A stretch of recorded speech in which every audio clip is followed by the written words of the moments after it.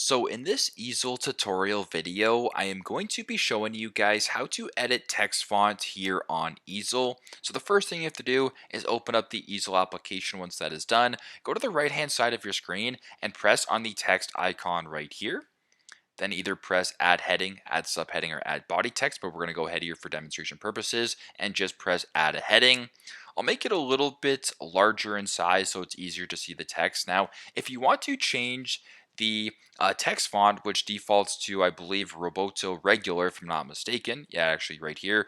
Simply just press on the text right here to open up this top screen. If you want to highlight the text, you can. Go to the top left, press on Roboto Regular or the Fonts tab, then press on the drop down right here. And then what you can do is either search for a font yourself or just scroll down to public fonts and find one you want to change it to. So if you want perhaps the Barlow extra bold font, you can do that.